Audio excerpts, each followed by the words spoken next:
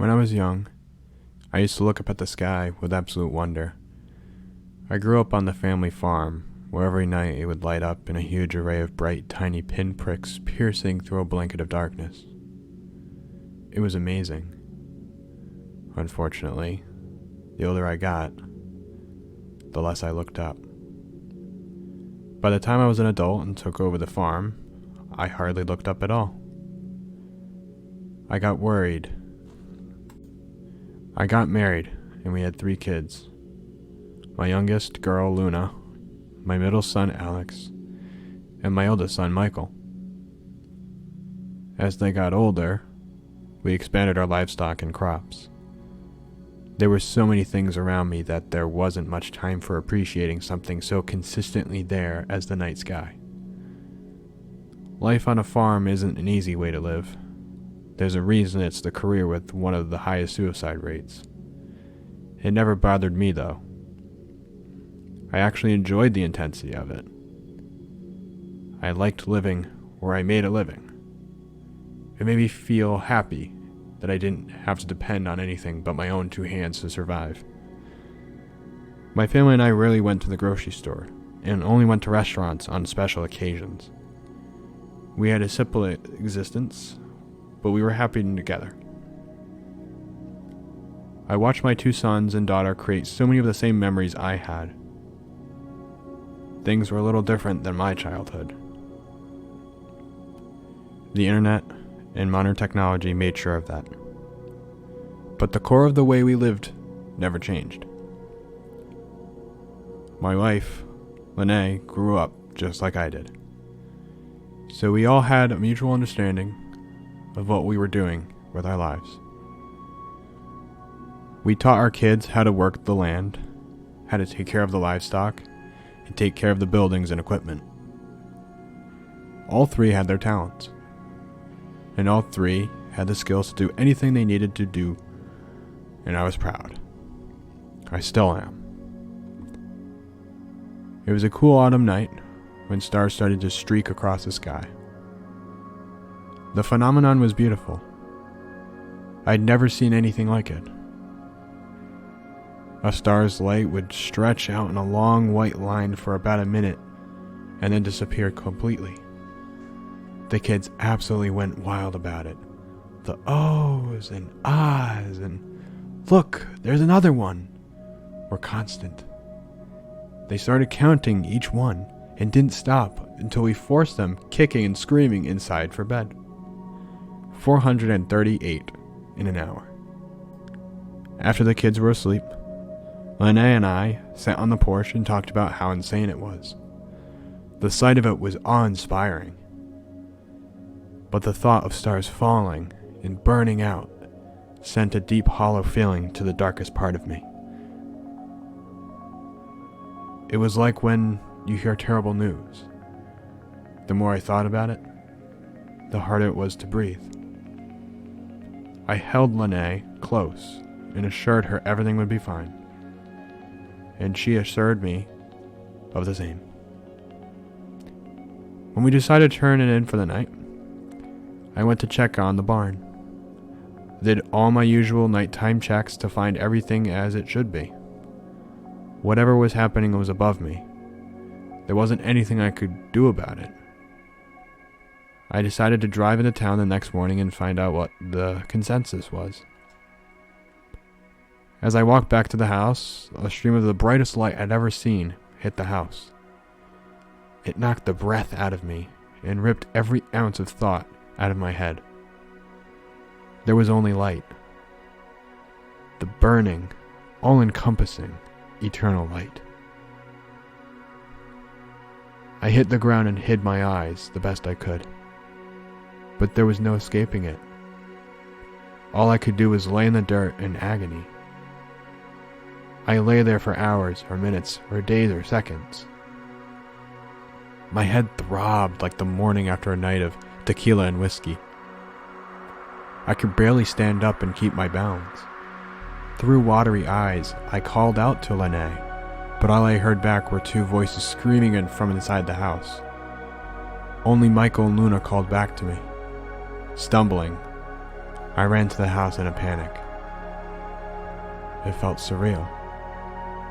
The two of them met me halfway up the stairs and fell into my arms, wiping their eyes and sobbing. They were just so confused and bewildered as I was. We sat there for hours, weeping into each other's arms. I held out hope Lene and Alex were taken somewhere wonderful.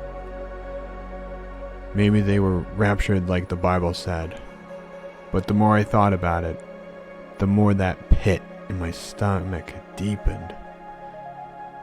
The next morning, Michael suggested we go to town and see if anyone else had disappeared. I was hesitant. I was smart enough to know how people react to things they don't understand. If we were the only ones this happened to, we would be blamed. I turned on the TV to see if anyone else had the same experience as we did. It was happening everywhere. All over the planet, stars streaked down to Earth, enveloping people in light, and leaving no trace of them behind. When the sun rose and the stars couldn't be seen anymore, the disappearances stopped. But the happening followed the dark side of the planet. News broadcasts of streams of light from the sky erasing people where they stood filled every channel. Panic had already set in and the rioting started. That's when I turned the TV off. We stayed home that day. We tried to eat, but none of us were hungry. I did the work we had to do to keep the bare essentials going. We had to stay busy. Or maybe I had to. The kids were terrified, and I saw them both wiping a tear away and sniffling, trying not to let anyone else see. I did my best to try and comfort them, but what could I do? Night was coming, and all three of us knew there was a chance that whatever was happening wouldn't stop. Until the day I die, I'll remember rushing away from them at dinner to throw up. The thought of being taken and leaving them both was too much to bear. There was no one else to take care of them. I couldn't trust anyone I knew, even if they happened to still be alive. I couldn't risk anything or someone for help because I couldn't risk someone knowing they were alone. I pulled Michael aside that night after his sister was asleep.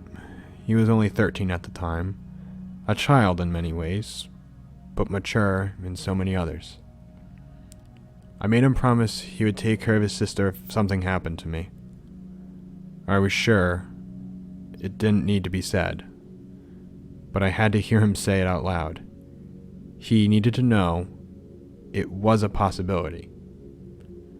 He said he would, then looked me dead in the eyes and made me promise the same. I could tell he had already thought about it. I knew he was struggling, even though I was trying to hide it. I'd never been so proud of him. The three of us sat together on the porch as the sun went down a few nights after that. My daughter between my son and I, under a huge blanket Lene made before any of them were ever born. Michael has his little sister's favorite toy tight in his grip. I shook with fear. We all shook together. The sky began to streak above us, stars falling to earth in a brilliant light. The majesty of it was still there, despite the grim reality that each streak meant another disappearance. It struck me how few stars there were. Millions of them were gone. I had never seen so much darkness in the sky in my entire life. We sat there for hours. Before too long, I could feel the rhythmic breathing of sleep from Luna. Michael's eyes began to close and his head bobbed. By midnight, they were both asleep. My mind wandered. I remembered all the happiness of the farm laid out in front of me beneath the backdrop of a falling sky. I missed Lene and Alex so much, it made it hard to breathe. None of us were taken that night, or the next night, or the night after that. months of the stars streaking out of the sky passed. Every night, we waited together, huddled in the blanket, watching the world end. Slowly, we went back to the same routine as before. The sky had fewer stars in it every night, but life went back to relative normal for us. At least as normal as it could have been. I could only assume the world around us was ending. But for what was left of my family, we found a way to keep going. We celebrated Luna's 4th birthday a few minutes later. I made a cake with the last bit of flour we had, and we celebrated by recounting memories of how things used to be. That night, after the kids went to bed, I sat on the porch and prayed that if we were taken, that we would all go at the same time. If that wasn't possible, I prayed to be taken last.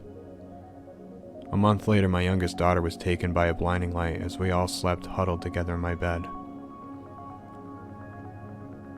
Once it was only Michael and I left, things got harder.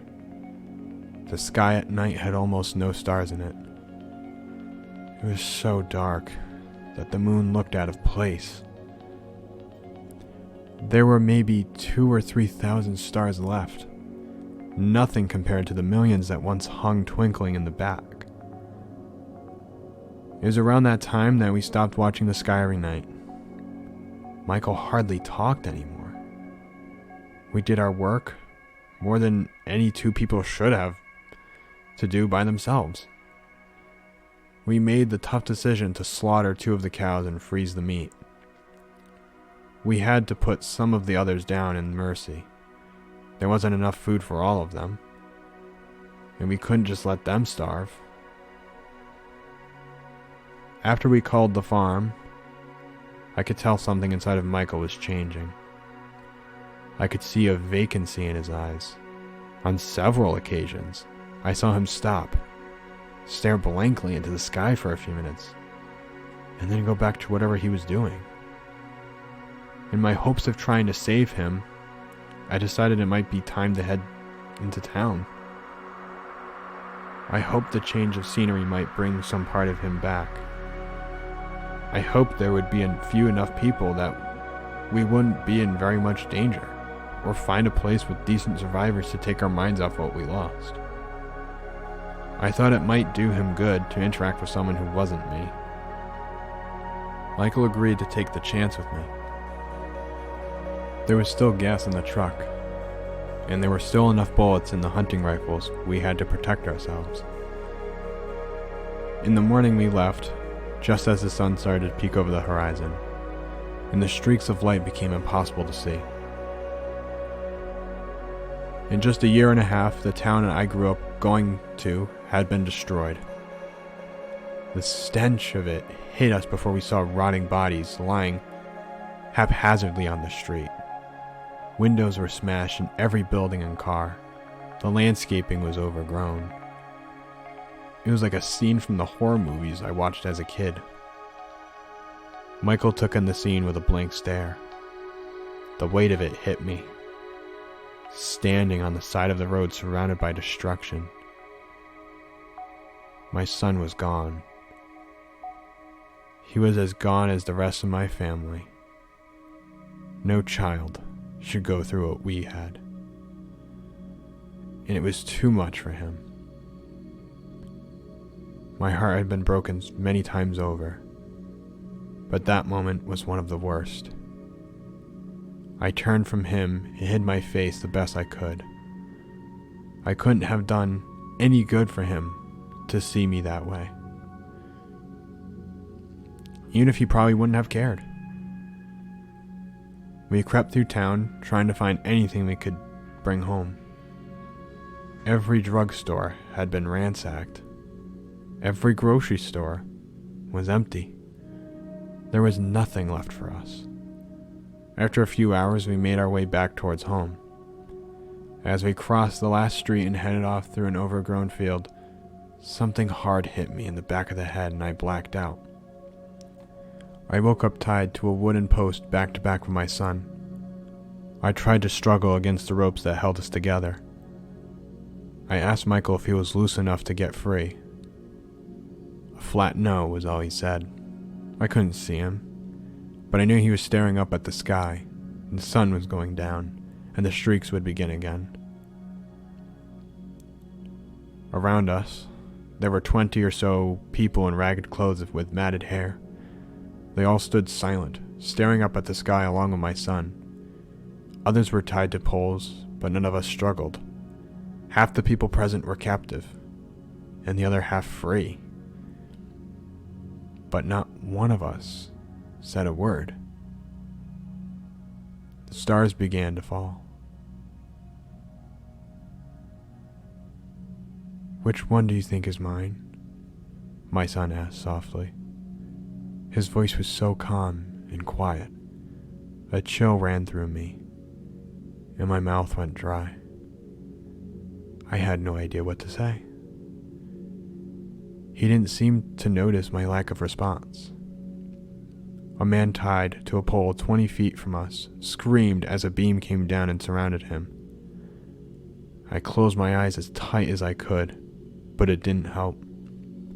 Nothing could have protected me from how bright it was.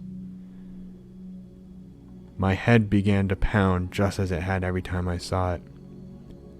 The man's scream abruptly stopped, just as the light did. The raggedy men who had taken us erupted in wailing and praise as they bowed towards where the man had been. I struggled against the ropes and got a hand free, followed by another. No one paid any attention to me, as I got my son free and ran off into the night. Another light came down behind us, followed by screams and praise. Sometimes, I still hear them echoing behind me. I decided to never go back to town on a quiet walk home. We went to bed that night together under Linnea's blanket. I held him tighter than I'd ever held anything. I quietly wept into him as he slept in my arms. I pleaded for God to take us both. I prayed until my teeth hurt from grinding and my nails dug into the skin of my hands.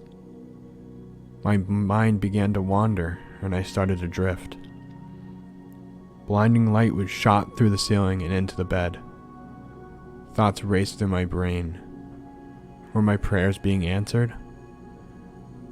Would we be finally taken from this hell? My head throbbed, and my eyes ached. The grip on my son loosened, and my arms slammed into each other. The light stopped. I was alone. I stumbled out of bed and fell to my knees.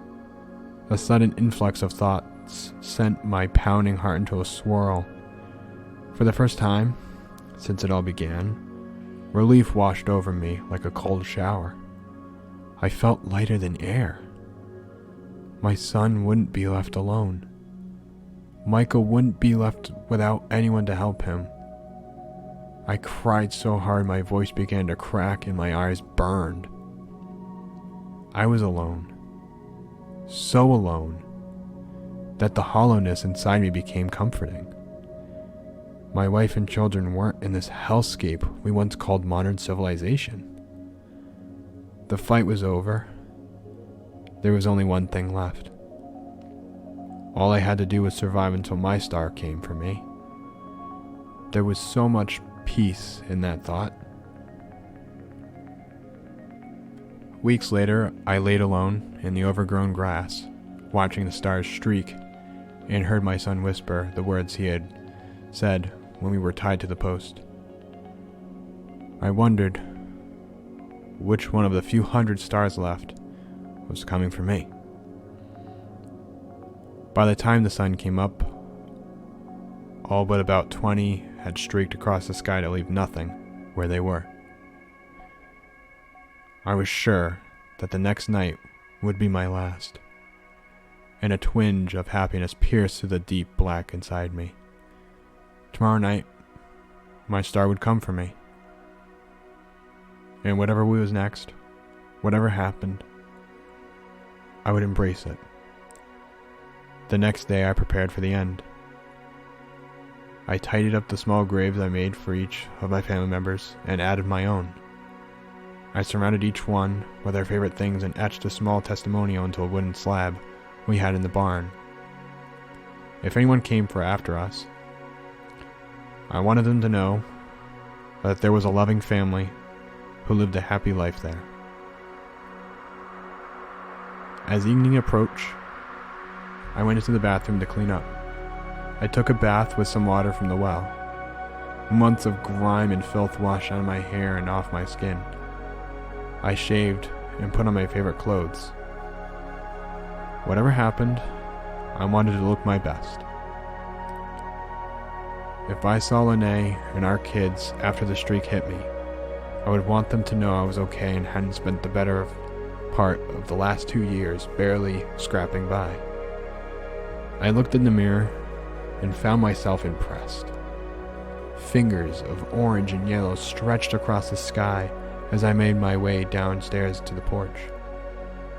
I sat in my favorite chair under Lene's blanket and watched as the streaks came visible in the night. I admired how magnificent the scene was. I had lost everything, but the sight of it was still incredible. By around 1 o'clock, only 4 stars remained. One in the east, one in the south streaked across the sky and went out. The other 2 hung there in silence, surrounded by the complete black around them. One sat almost directly above me, twinkling almost like it was calling out to me. The other was to the north, close to the horizon. I wondered where its owner was, what they had lost, who had been taking from them. Were they sitting alone, looking up with me? The star to the north by the horizon streaked across the sky over me somewhere to the south.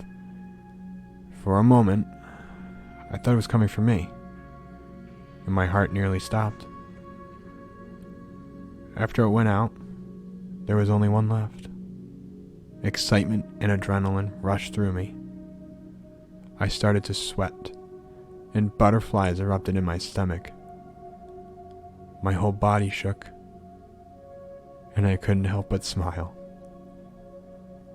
The star above me streaked out somewhere to the south, but far behind me, leaving a void where it once was. The world had never been so dark.